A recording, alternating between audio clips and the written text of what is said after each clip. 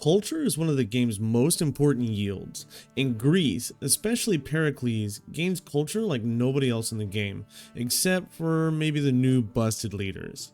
Hello everybody, welcome back to the channel, where today we're going to be going over Pericles, his unique bonuses, Greece as a civ, as well as a final overall rating for the leader. Please remember to like or subscribe if you like this video. I'm moving steadily towards my 1K subscriber goal, and these videos really help me get my channel out there. We're still small, but I'm growing steadily, and I'm super proud of it. Greece is a super flexible civ, and the biggest reason for this is the civ unique ability, Plato's Republic. All governments will have an additional wildcard slot. This is basic, but the best bonuses in the game are basic because they're super easy to use. A free wildcard slot means your governments can be tailored to any situation that might arise. Do you find yourself in an early war, but you've chosen Merchant Republic? Well, you can have the Agoge policy card in. Are you going culture, but you still want science? Put in the science generating card and you can try for a free great scientist. Do you not have a profit yet and you're racing for the final one? Well, put in the profit generating card while not giving up anything else. It's also really good for Dark Age cards because, again, you're not sacrificing a slot. You just get that free bonus. This is better than civs that convert a card to a wild card like America or Poland. With those civs, you're sacrificing a slot, but with Greece, you'll just have more slots always than any other civ in the game. Get the Forbidden Palace, and it gets even better. Pericles' ability synchronizes with this pretty well. Surrounded by Glory nets you 5% culture per city-state that you're suzerain over, and this is nutso bonkers crazy. This is going to end up being so much culture in the long run, and it's really hard, not hard to suzerain city-states. You build your Diplo Plaza, get your governments going on time, and that's easier now that you have culture. Get Amani, and if you're playing with heroes on, fish for Himiko, and then boom, the game's suddenly over. This is the same as having the collective activism card, which you get from social media. One of the last few civics in the game unlocks from turn 1. Now let's be clear. This bonus is not very apparent in the early game, but by the time you get 2 to 3 suzerains, you're getting a 15% bonus. Early game, this isn't that much, but once you have 5 to 7 cities with monuments, 8 population or more, theater squares, just being suzerain of 3 city-states will get you over 30 culture a turn off of your population basically alone. You add in things like Kilwa or Pingala or culture city-states, and you're going to be off to a tourism victory so fast. Greece's next unique bonus helps you become suzerain of city-states. The Acropolis would be the best district in the game if the Lavra didn't exist. It is the only unique theater square and one of only a few half-cost theater squares running around in the game. It also gets much better adjacency bonuses. The theater square is one of the hardest districts to get a high adjacency off of. Normally, you only get it from wonders, the entertainment district, and 0.5 for every district. The Acropolis gets +2 if you're near the city center, and +1 for every district. And you still get the wonder and entertainment complex adjacency. Easily, you can get +6 or more Acropolises across your empire.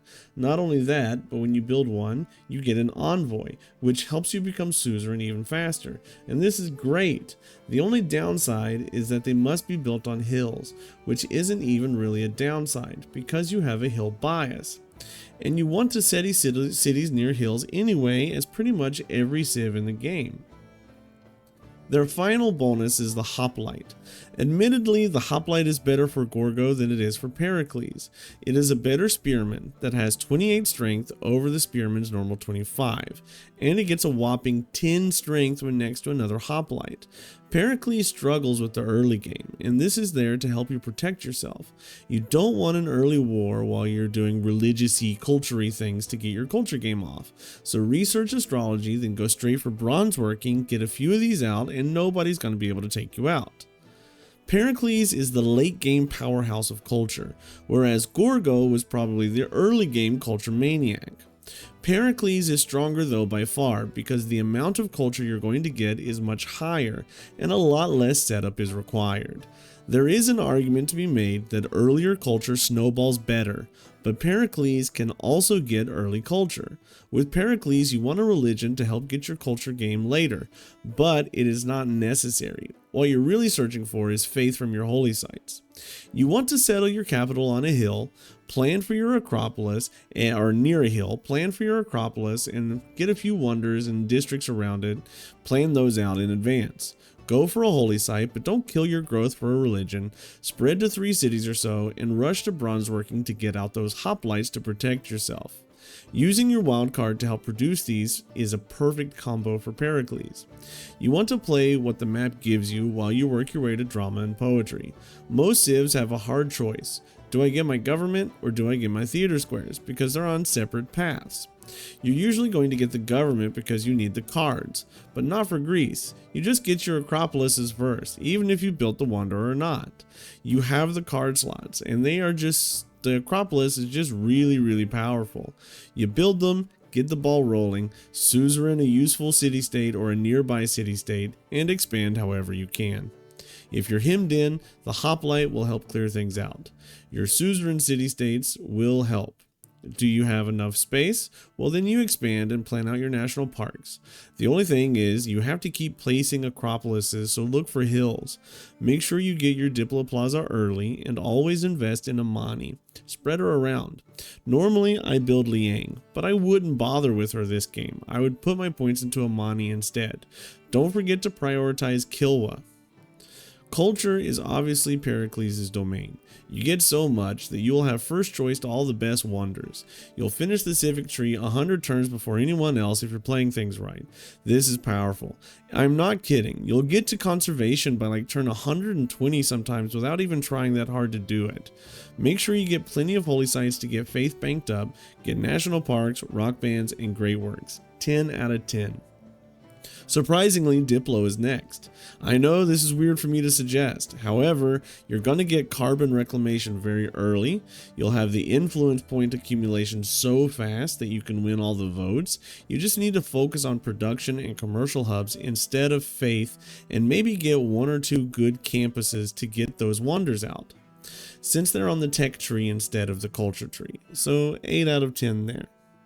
Third, I like to go for science. Culture wins science games because it gives you the cards to make your science and production better.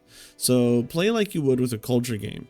Get your suzerains, get Kilwa, get those theater squares out, and don't build holy sites. Go for campuses in the mid game. Skyrocket your science off the back of your culture and do it later than you would with any other science game. Prioritize that culture first to slingshot through your science tree. Religion is also really good for Pericles. You get the extra profit point as soon as you get mysticism. You'll be incentivized to suzerain faith city-states, and you'll get to theocracy really quickly, so you just don't have a faith generating bonus. So 5 out of 10. Finally, domination. Extra cards is good. Culture gets you armies before anyone else but the Zulu. However, you just don't have a great unique unit or a reason to go domination, and it's very anti-flavor, but still 5 out of 10. Pericles is always so close to being broken, but he is always only as good as culture and policy cards are. His kit is very basic. You don't get crazy buildings or units or yields, but you get a large amount of one of the best things in the game, which is culture. I give Pericles an A+. You can't do the crazy things with him that you can do with someone like Yongla or Peter, so he is an S, but man, is he always good to play. Let me know what you think in the comments down below, and I'll see you in the next one. Goodbye.